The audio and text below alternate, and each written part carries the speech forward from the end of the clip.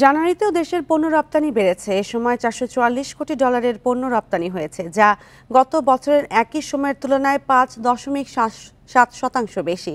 টানা 4 মাস ধরে $400 কোটি বেশি মূল্যের পণ্য রপ্তানি হচ্ছে।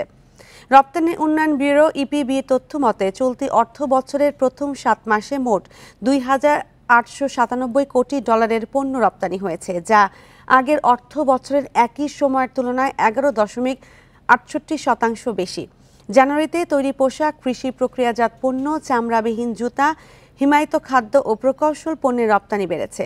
ইপিবি বলছে, এবার চামড়া ও চামড়াজাত পণ্যকে টপকে দ্বিতীয় শীর্ষস্থানে রয়েছে কৃষি প্রক্রিয়াজাত পণ্য।